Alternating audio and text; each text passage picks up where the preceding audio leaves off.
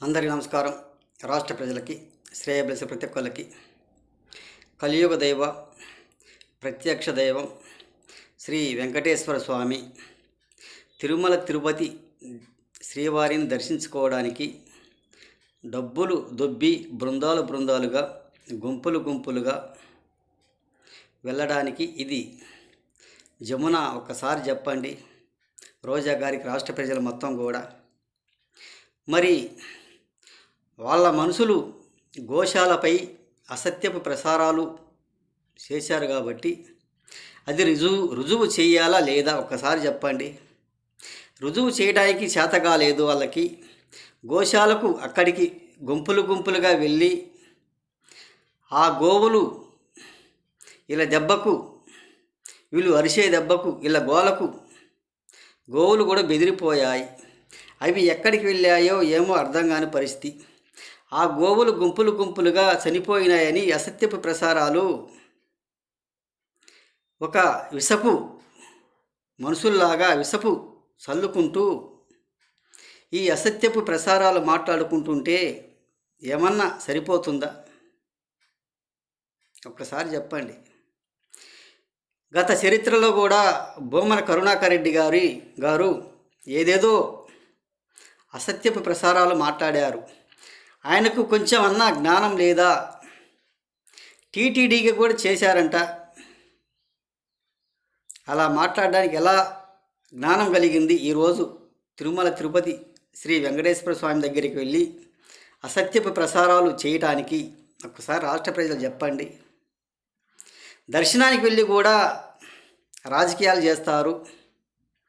మరి గుంపులు గుంపులుగా వెళ్ళినప్పుడు గోవులు పారిపోతారు లేదా? ఒక్కసారి రాష్ట్ర ప్రజలు చెప్పండి. ఏది ఏమైనా ఒక జ్ఞానం లేని వాళ్ళంటే ఈ బొమ్మన కరుణాకర్ రెడ్డి గారు, ఈ రోజా గారు లాంటి వాళ్ళు. మరి ఏ ఒక్కటైనా నిరూపించలేకపోయారు. గత చరిత్రలో కూడా లడ్లల్లో కల్తీ కలిపి వాటిల్లో కూడా చాలా వరకు కూడా ఫెయిల్ అయిపోయారు వాళ్ళు. మరి ఈ రాష్ట్ర పరిపాలన చేత కాదు, దేవుల దగ్గరికి మాత్రం గుంపులు గుంపులకు వెళ్తారు, బృందాలకు వెళ్తారు, డబ్బులు దొబ్బేయటానికి మాత్రం పోతారు. దేనికి? ఆ డబ్బులు దొబ్బేసేది దేవుళ్ళను కూడా రాజకీయాలు చేస్తూ, రాజకీయాలకు వాడుకొని వాళ్ళను కూడా ఏదేదో అసభ్య ప్రసారాలు మాట్లాడుకుంటూ ఒక విషపు కోరలతో విషము చల్లుకుంటూ ఉండే ఈ వైసీపీ వాళ్ళు ఒక్కసారి రాష్ట్ర ప్రజలు ఆలోచించండి. వీళ్లకు 11 సీట్లు ఇచ్చినా కానీ వీళ్ళకు కొద్దిగా జ్ఞానం కలగదు, జ్ఞానం రాదు. మరి ఏదైనా గుంపులు గుంపులుగా అరుచుకుంటూ పోయినప్పుడు గోవులు పారిపోక ఏం చేస్తాయి? ఒక్కసారి రాష్ట్ర ప్రజలు చెప్పండి. ఏది ఏమైనా గోవులు చనిపోయినాయి అని అసభ్యపు ప్రసారాలు మాట్లాడితే ఏది ఏమైనా కానీ చాలా మంచిది కాదని తెలుసుకోవాలి వాళ్ళైనా కానీ.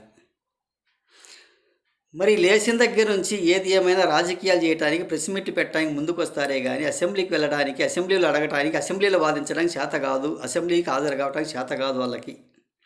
ఇటువంటి దైవ దర్శనానికి వెళ్ళి ఈ రాజకీయాలు చేస్తూ ఇటువంటి పనికిమాలిన మాటలు మాట్లాడుకుంటూ బయట అరుచుకుంటూ ఉండటం తప్ప దేనికి పనికొచ్చే వాళ్ళు మాత్రం కాదు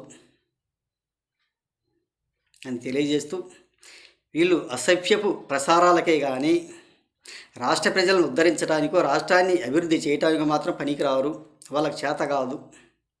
కొంచెం తెలుసుకోండి. ఏది ఏమైనా కానీ వీళ్ళు అవసరం అంటారా రాష్ట్రానికి?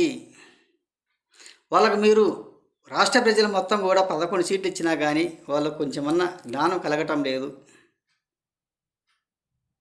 ఈ అసత్యపు ప్రసారాలు మానటం లేదు, అసత్యపు ఆరోపణలు మానుకోవటం లేదు. ఏది ఏమైనా కొంచెం తెలుసుకోవాలి. తెలుసుకోకపోతే ప్రయోజనం లేదు. మనం ఏం చేశాం, ఎలా చేశాము, దేవుళ్ళ పైన కూడా విషం చల్లుతున్నాం కదా. దేవుళ్ళ దగ్గర మనం చెల్లుతామా చెల్లమా, మనం పాపులమా కాదా, పుణ్యం చేసుకోవటం లేదు కదా అనేది కొంచెం తెలుసుకోవాల్సిందిగా.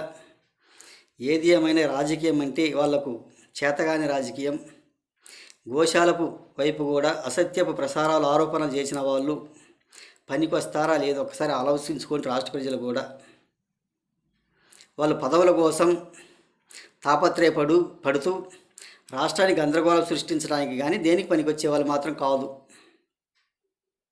అని తెలియజేస్తూ, అలాగే రాష్ట్ర ప్రజలు కొంచెం అర్థం చేసుకొని ఆలోచించుకోండి. ప్రతి ఒక్కళ్ళు కూడా కలియుగ దైవ శ్రీ వెంకటేశ్వర స్వామికి, తిరుమల తిరుపతి దేవస్థానం వారికి ప్రతి ఒక్కళ్ళకి హృదయపూర్వక ధన్యవాదాలు తెలియజేస్తూ, శ్రీ వెంకటేశ్వర స్వామికి హృదయపూర్వక ధన్యవాదాలు రాష్ట్ర ప్రజలకు ప్రతి ఒక్కళ్ళకి అని తెలియజేస్తూ నేను సెలవు తీసుకుంటున్నాను.